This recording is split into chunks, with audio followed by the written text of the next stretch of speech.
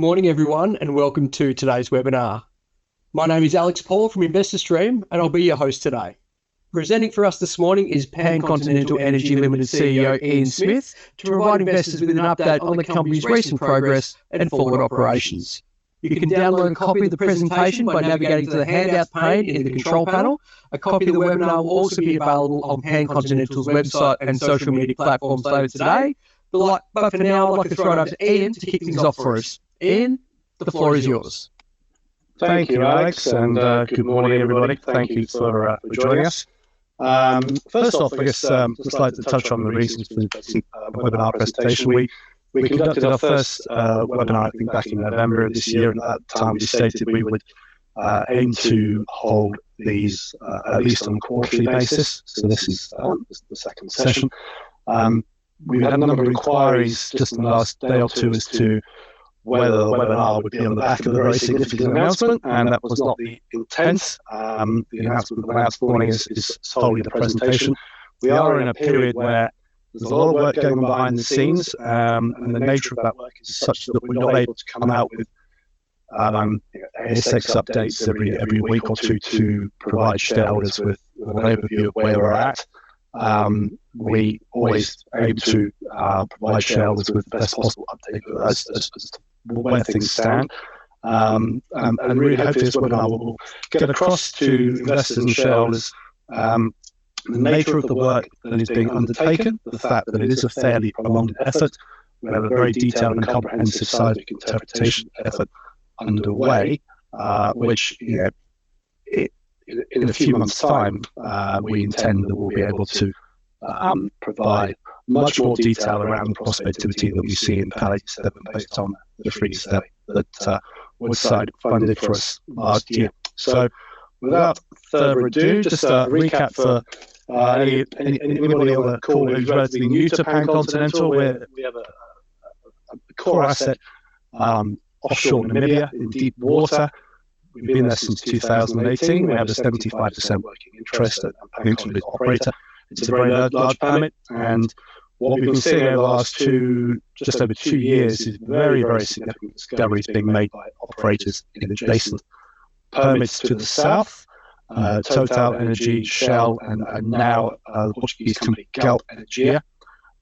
Hundreds of millions of barrels, if not billions of barrels of oil, recoverable oil being discovered.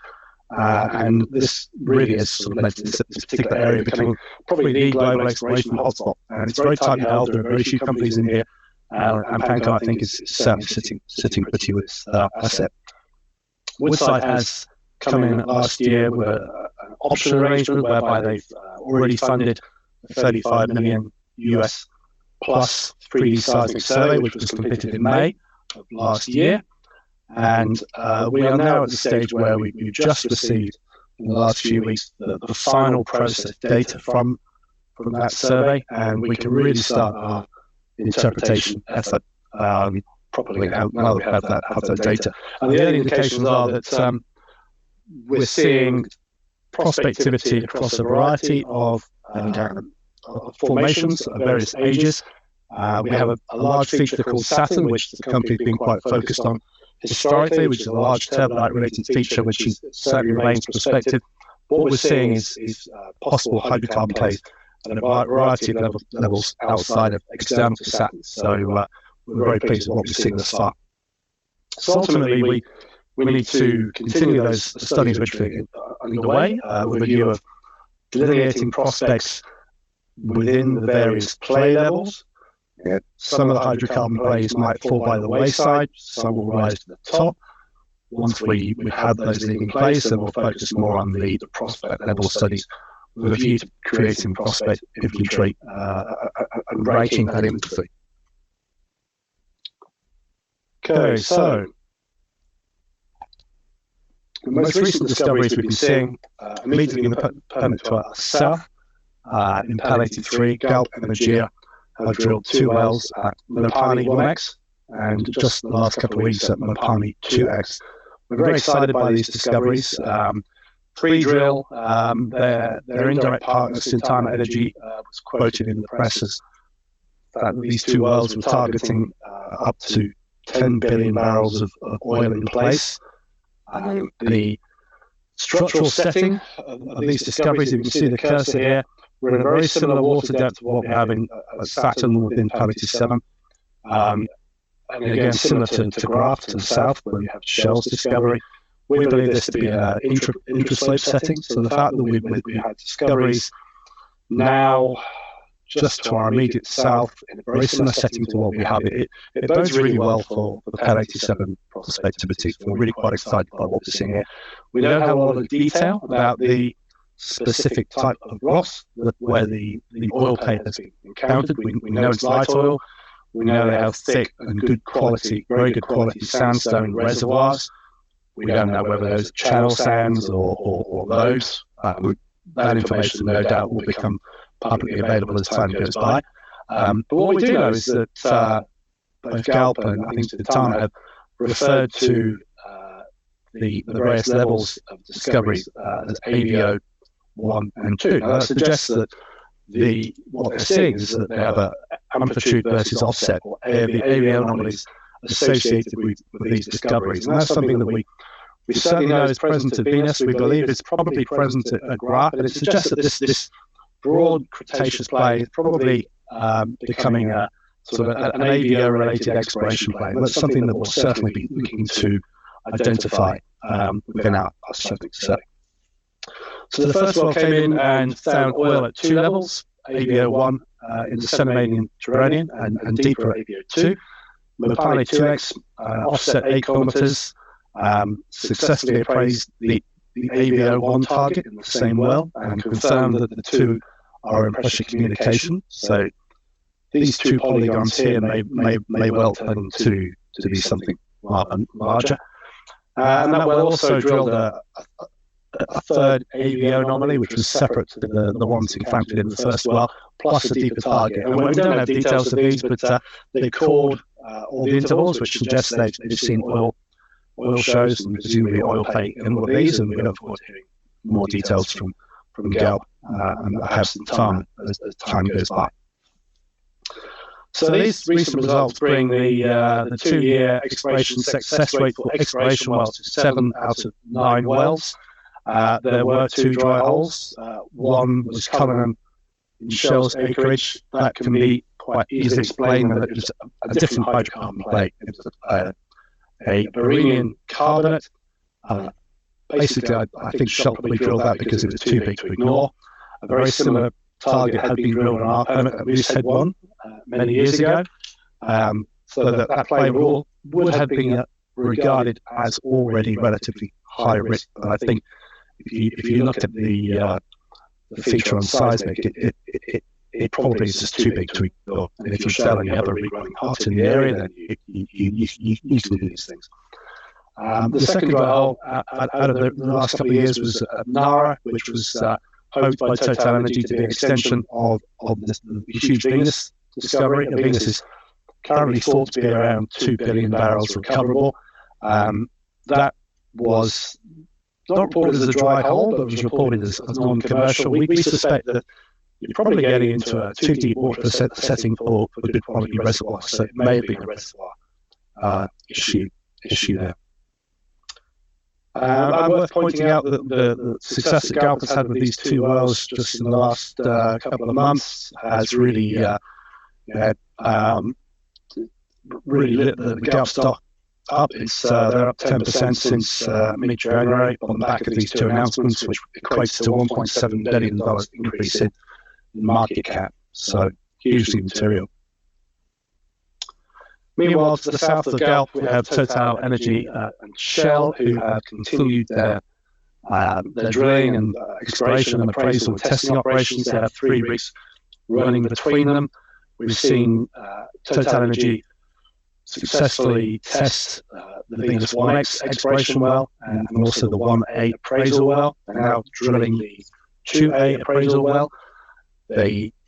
More recently, they drilled Mangetti 1X, which is an exploration target where I believe they found pay in a shallower target than Venus, but also went down to Venus level and confirmed a northern extension of Venus, which suggests that Venus does indeed extend beyond that well location there.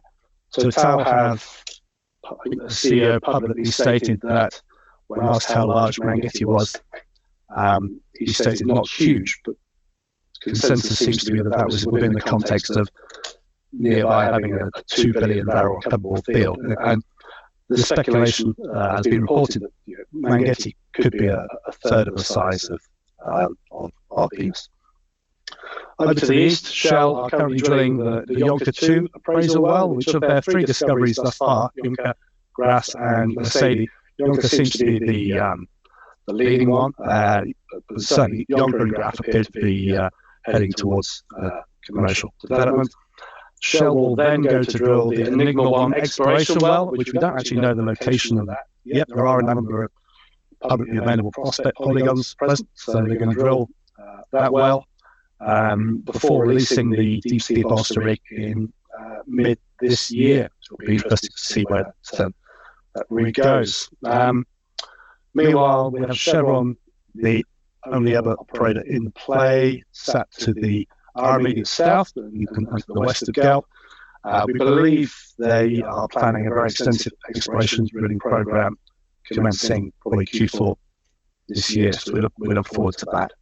Okay, this is an effort to portray where these discoveries are all happening within the stratigraphic sections. We're looking at just the Cretaceous section here, and you can see that we have the Kudu oil source formation in the early Cretaceous, the report is Aptian to Barremian in age. We know it's thick, it's laterally hugely extensive, it's very high total organic content, clearly mature and generating oil in vast quantities across this area. We have good confidence. It's been drilled within our permit at Moosehead, and we have good reason to believe that the depth of burial within PAL 87, certainly beneath Saturn, is sufficient for oil source maturity and migration.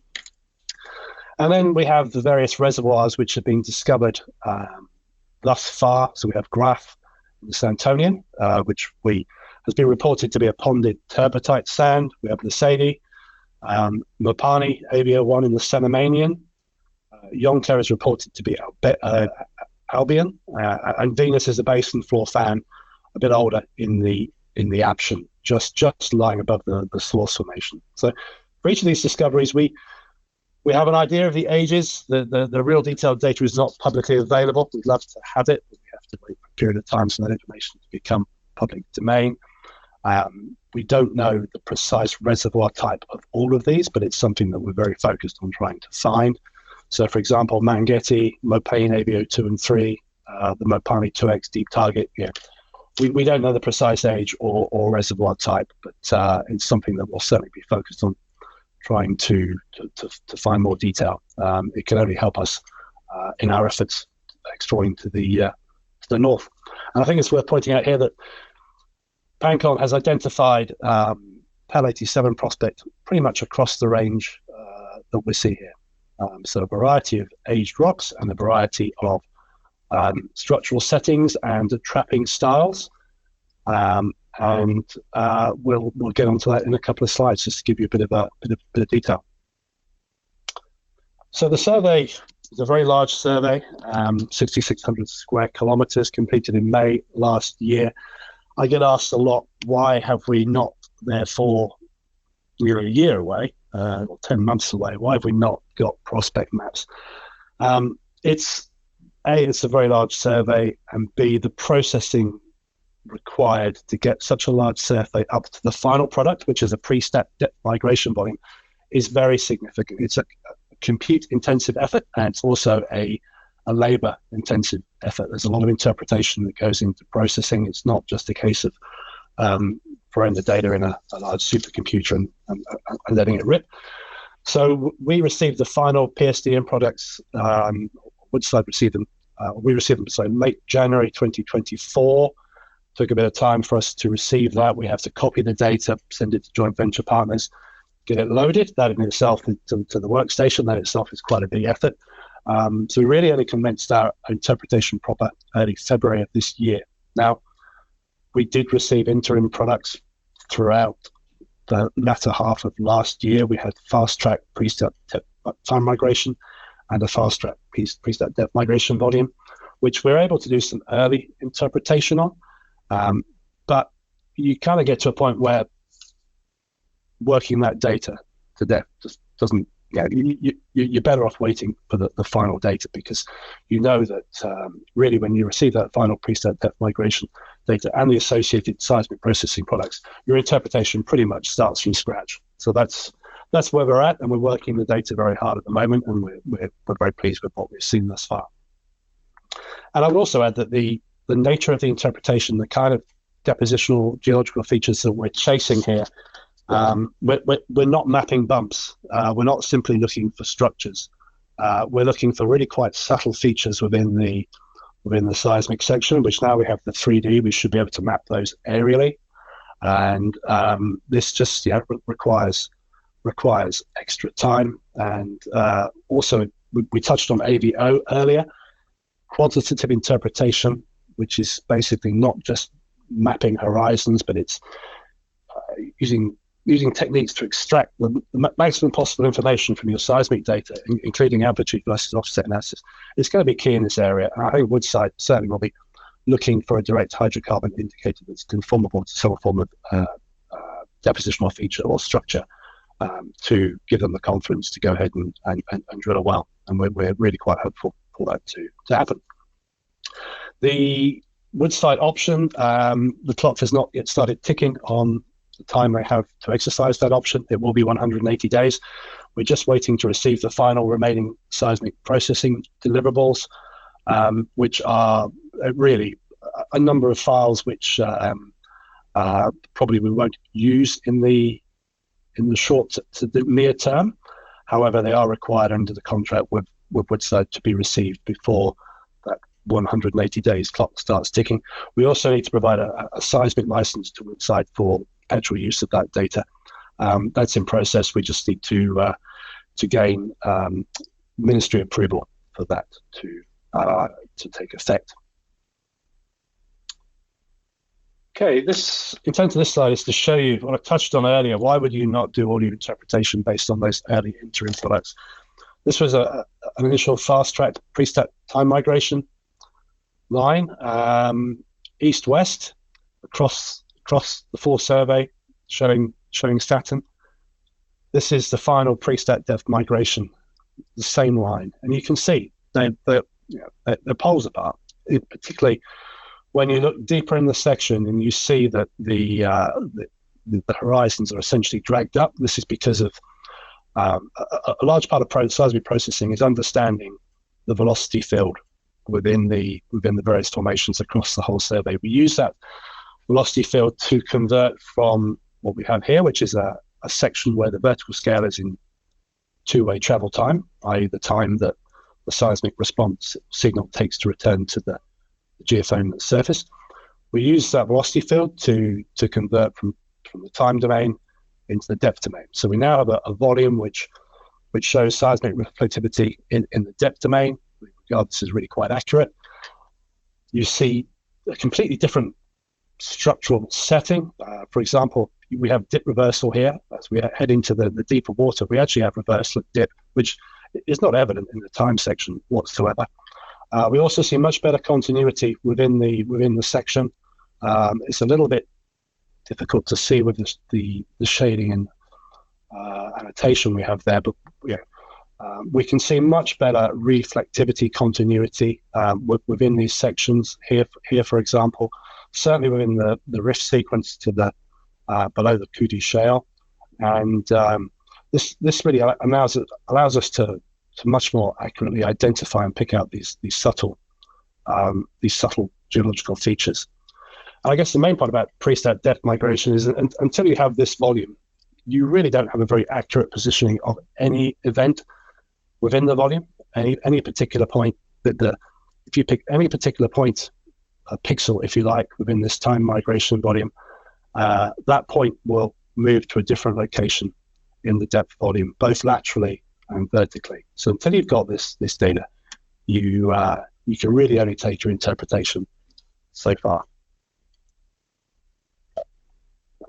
So now we have this final data. What are we seeing so far? First of all, I'll skip up to this map here on the 3D. So we've created a composite line here, A dash, where we can create any arbitrary line through the 3D volume. So we've taken this line, which you think of the regional dip being down to the southwest.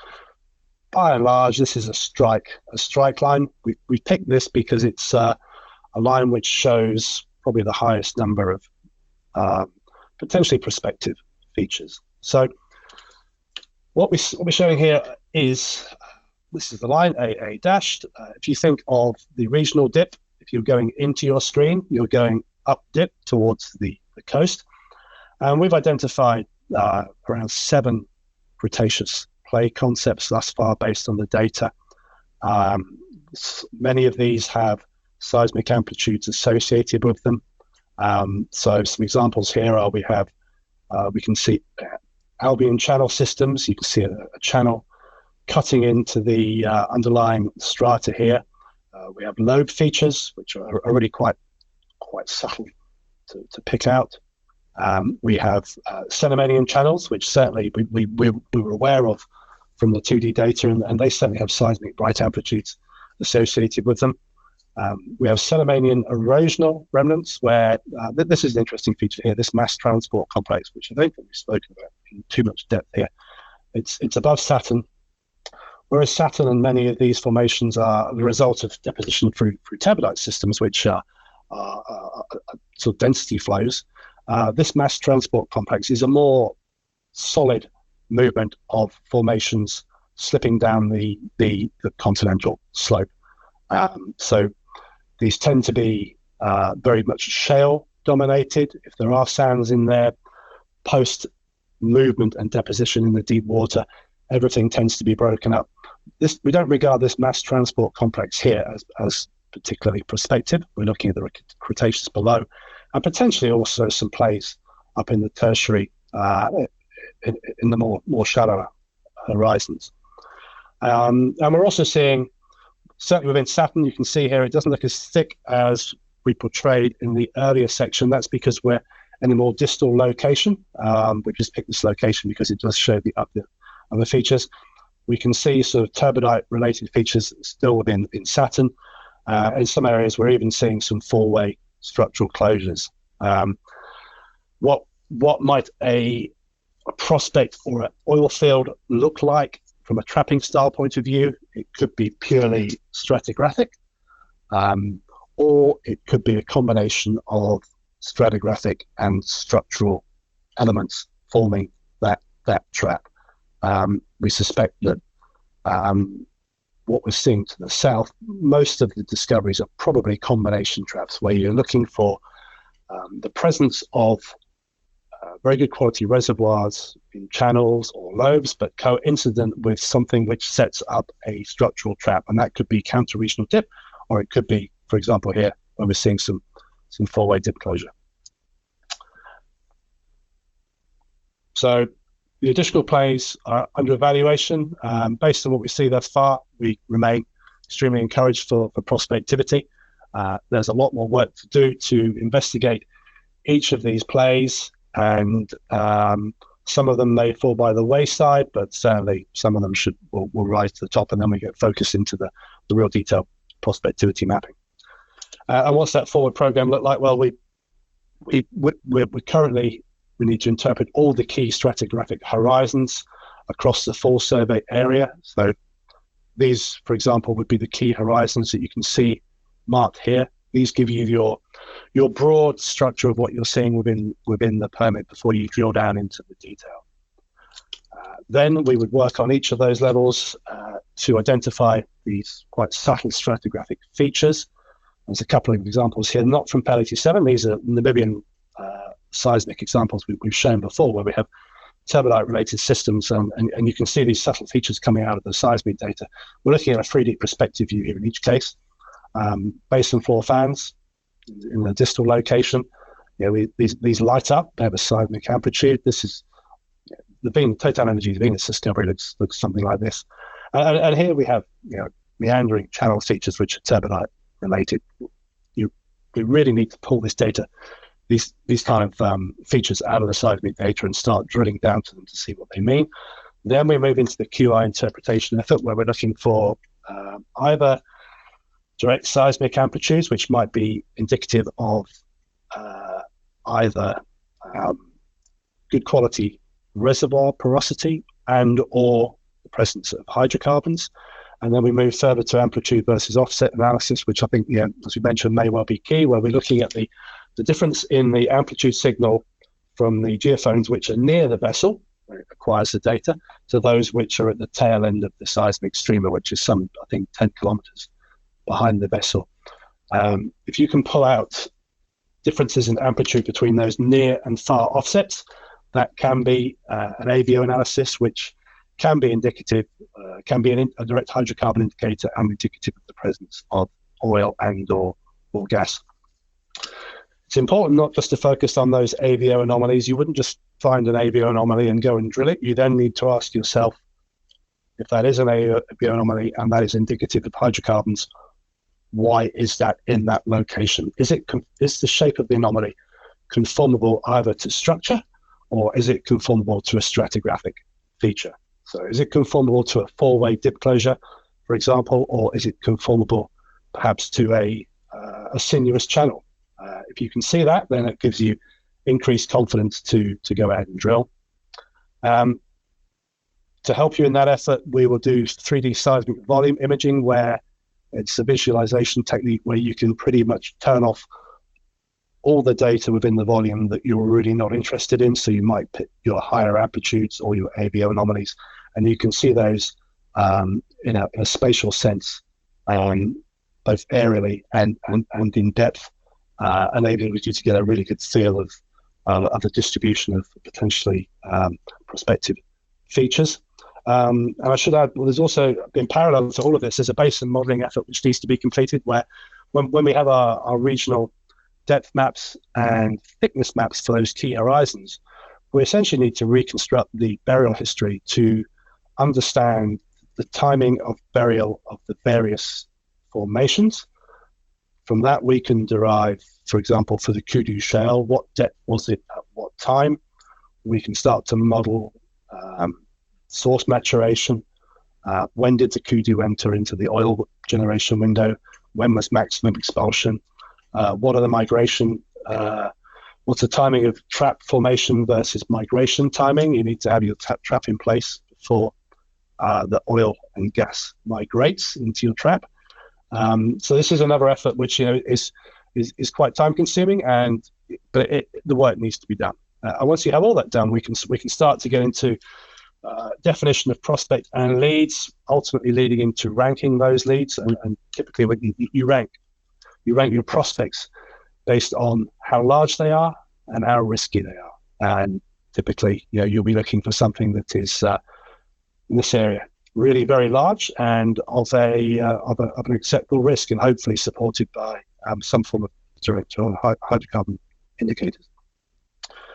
Finally, so that's where we want to get to as a company, and put that information out. I would add that corroboration of our findings with our project partners, including Woodside, and every step of the way is crucial here.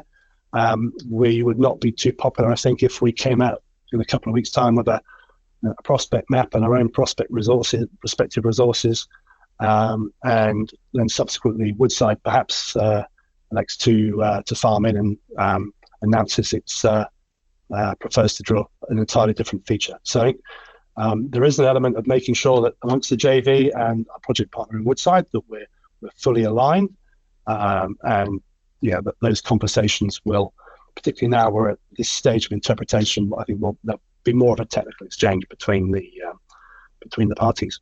And that pretty much wraps up the overview. Alex, we can, I think, move to some questions now. Thanks, Ian. We have had a number of questions come through. Now, I must point out we've been inundated with questions over the past couple of days, but also during the webinar. So we are sort of pressed for time a little bit. So we'll try to get through as many questions as we can. So the first question, Ian, if the decision is made to drill, do you anticipate that the initial drilling program will consist of more than one well? It's a possibility. That would be if Woodside like to to farm in. That would be something, if they would become operator, that would be a decision by them.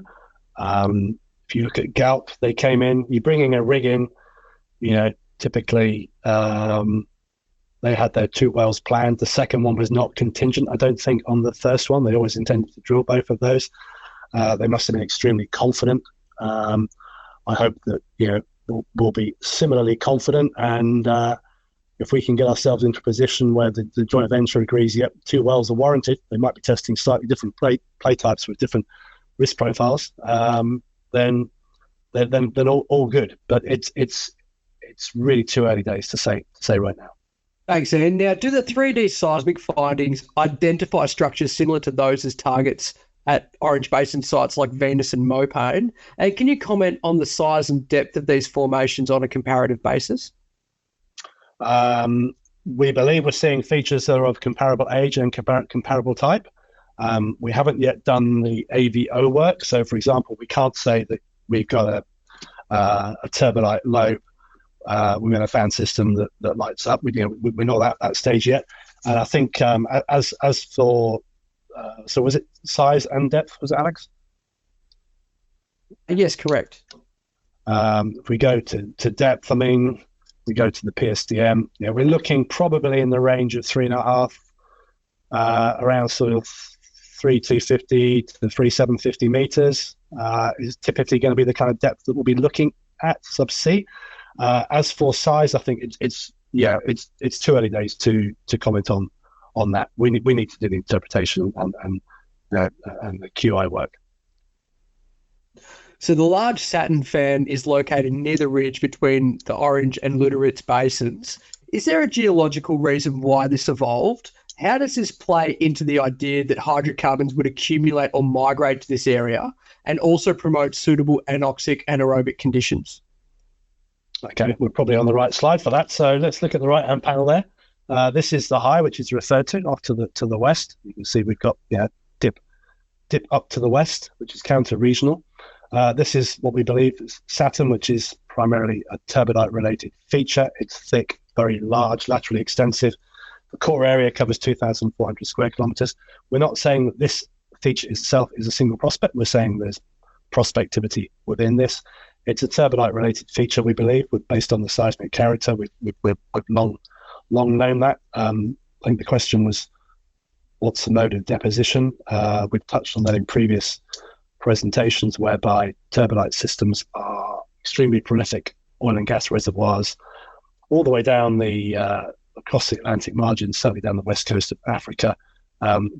It's a mode by which you can get very high quality sands from the continental shelf into a deep water setting where typically you don't expect to find coarse clastic sandstone reservoirs.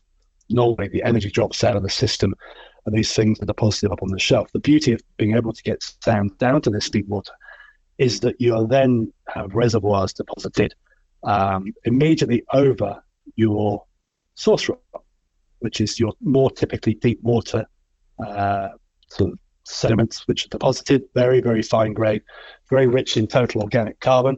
So this is the Kudu Shale. And the beauty here is that we're confident the Kudu Shale is generating oil within PAL 87 and directly beneath Saturn.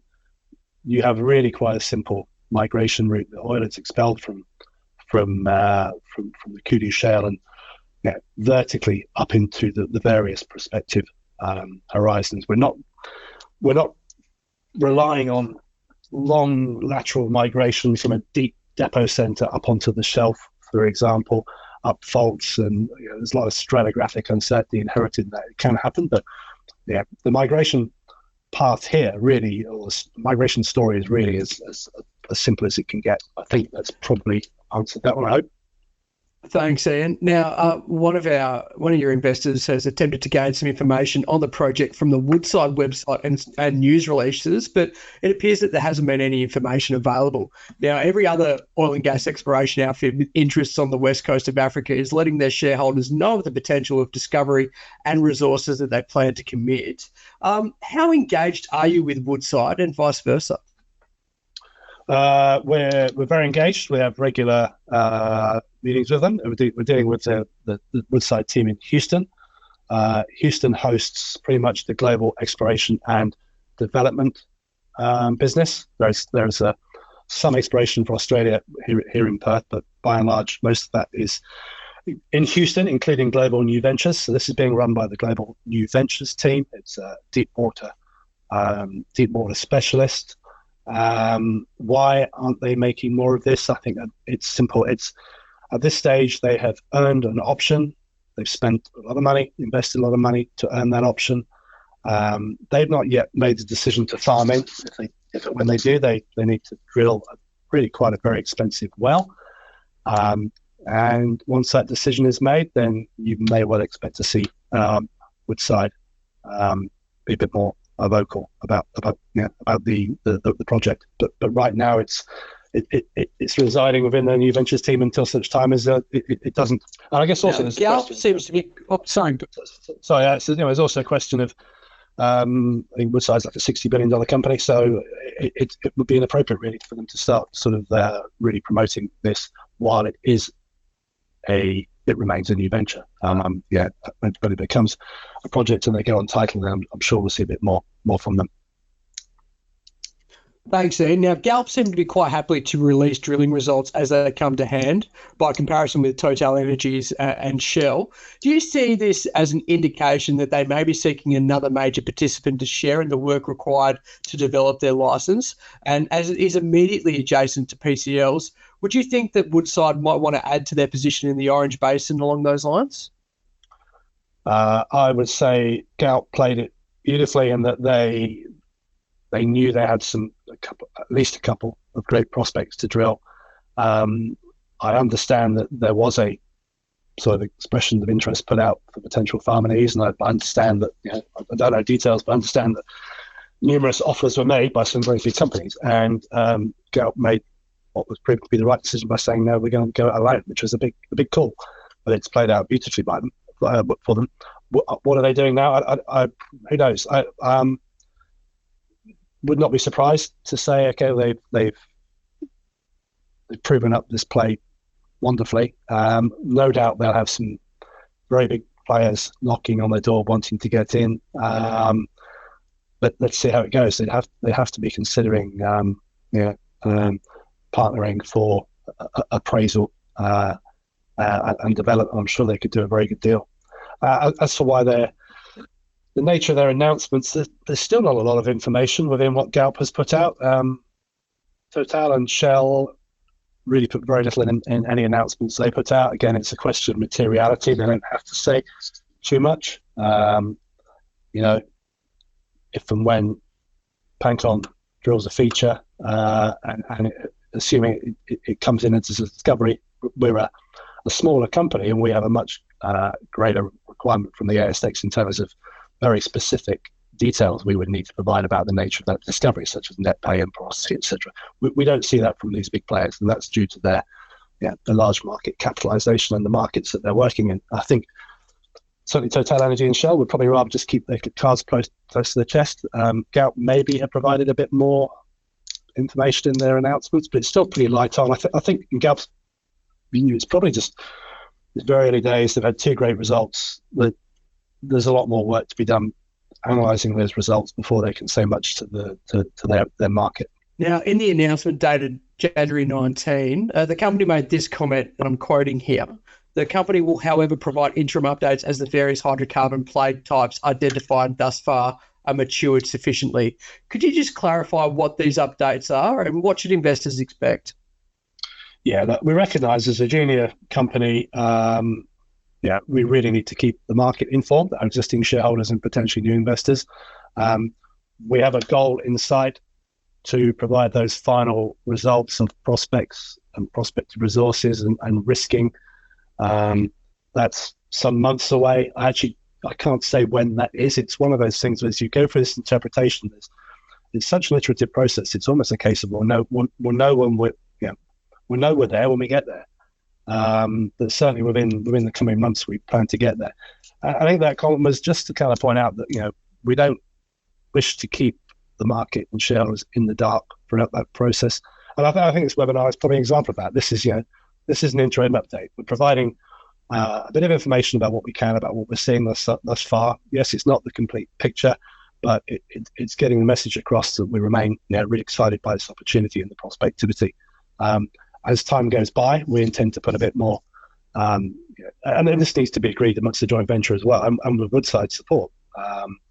We hope to provide a bit more detail on each of the various plays which we're investigating, and that will then lead, further down the track to perhaps one or two of those plays becoming the leading candidates for drilling, and that's when we would get into providing that kind of prospect level detail. So I think this webinar is probably the first of those interim updates, and basically we'll say what we can when we can. I think is the message there. We don't wish to keep shareholders in the dark. So Sintana seemed to be much more forward in making announcements and creating timelines for PEL 87. Could you comment on PCL is less communicative? I think you've sort of answered a little bit of that question, but could you just delve a little bit deeper if you can? Yeah, so Sintana Energy is a Canadian company listed on the Toronto Stock Exchange. It has indirect interests in, I think, 3 of the permits. We looked at here. They're in our permit with, I think, a 12.5% interest through a beneficial ownership in a Custos entity. Custos is our local partner, and they have a similar arrangement in the Galp permit, and it's slightly different, I believe, but they have an indirect interest in the Chevron permit. So they're really sitting pretty. They already have an interest in these 2 what appear to be very significant discoveries. They can probably say a bit more than we can. That's due to the fact they're in a different market. They're on the TSX, and also they're not a direct working interest holder. So they probably have a little bit more latitude in terms of what they can put across in their investor communications. I think it's probably fair to say. So in the next 6 months, what milestones do you see as critical to Pancon's success? I think there's one major catalyst, one major thing we're looking forward to, which is Woodside completing its evaluation, deciding that they're definitely enthusiastic about the prospectivity, that they've identified a prospect, and they want to drill a well or 2 wells and exercise the option and secure a rig. That's probably the major thing in the next 6 months. So, Woodside received the final 3D pre-stack depth migration from CGG in early October last year, and Pancontinental received it about 3 months later. Why was that, and what are the implications regarding Woodside's timeline for making a decision with regard to exercising their option going forward? Do they have up to or at least 6 months from early October? Okay, firstly on delivery of the data, the final PSDM was actually only received by Woodside in January, not prior. There was an interim pre-stack depth migration volume, if you recall. So the final data was received early this year. It was received by Woodside from CGG, the contractor, because the processing was being completed in Houston. So the data was copied and sent to us, and then we copied it and sent it out to the joint venture partners. So they've been working the data maybe a few weeks longer than we have, but certainly not 3 to 4 months longer. And the timing for a decision, look, it's up to 180 days, and we don't know, but we think there's certainly scope that Woodside made to move and make that decision sooner, and it may be once they've completed their analysis, if they are enthusiastic and they found something that they want to drill, then they'll probably want to secure a rig, and to do that they probably would want to exercise the option and farm in and get after it. So I think we're not necessarily thinking that it's going to take the full 180 days. So based on Pancon's preliminary analysis of the 3D PSDM data, which of the previously identified prospects and leads within the Saturn complex are looking most promising at this point? What's the status of the CamManan Brights to the northwest of Saturn? And has the PSDM data shed any further light on the play? Yep. So as we kind of covered that, Saturn certainly remains prospective. We're seeing, characteristics within the Saturn package itself that are encouraging and certainly worthy of much more analysis. I guess the main point is, the prospectivity is not confined only to this yellow Saturn formation. We're seeing prospectivity in shallow horizons, again within Cretaceous. So the number of plays has kind of opened up, and the question about the CamManan Brights, which I think were probably mentioned by Pancon probably 2 to 3 years ago, based on the 2D seismic data. Yeah, we're still seeing those CamManan Brights. So we're seeing those within, particularly within erosion, what we'll interpret to be erosional channels. These features number 3 here.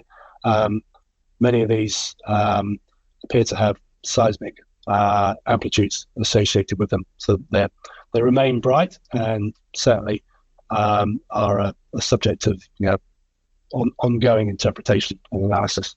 The Saturn upside is very much dependent on any feeder channel thief zones on the east connected to the main basin floor fan.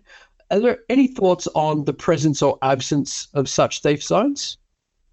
Yeah, this talks to, if we look at this line here, as we come up towards the coast, what can happen is that you have deposition of sands into this thick feature, and you can end up with feeder channels whereby you still have these sand channels coming up through here. And the risk is that provides a leaking point for any hydrocarbons that accumulate within Saturn.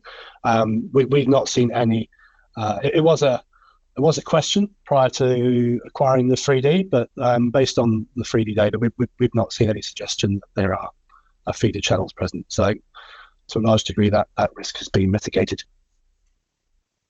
Thanks, Sam. Thanks, Ian. A couple more to finish. PCL has previously mentioned and provided graphical evidence that AVO anomalies are evident on the legacy of the legacy 2D seismic data over Saturn. Are PCL seeing evidence of AVO anomalies on the new 3D data at the prospective levels? It's too early for me to comment on that. The AVO work is very, very early stages. So yeah, I think it'd be inappropriate for me to make any comment in about specifically what we're seeing within Saturn at this stage, I'm afraid. Thanks, Ian. And just last one to finish. Now, there's been a bit of selling recently, which would appear to have come from a single source, as it seems to have been quite controlled. And although the number of shares may have only been about 30 million, relatively minor against a total of 8.5 billion shares on issue, it does give rise to the question about the stability of the top 20 shareholder holdings. Has there been any change to the top 20 shareholdings representing 41% of the register since the last annual report? Yeah, fortunately, we received this question yesterday, so I was able to go and do some digging and check. The top 20 now holds 42.5%. It's pretty rock solid. I think I can identify one shareholder who no longer appears in their name. However, a nominee company has appeared on the register. I suspect that shareholder may well have moved its shareholding over into a nominee. Otherwise, there was one additional new shareholder at number 19 with 48 million. So it's really solid. There's just very, very little trading happening within the top 20. Thanks, Ian. Well, look, that's all the time we have today. Thank you all for joining me, and I'd also like to thank Ian for presenting and taking the time to answer some questions. As I mentioned before, a recording of the webinar will be on Pancon's website and social media platforms later today. And before I let you go, did you have any final comments to leave with us today? No, just thank you, Alex, for hosting. As mentioned, we will endeavour to get more information out as and when we can. We need to do that in a very diligent and considered manner. So, but rest assured, there's a lot of work going on behind the scenes, and really just to thank everybody for joining the webinar. Thank you. Thanks, Sam. Well, that wraps it up for us here. Thank you, everyone. Have a great day.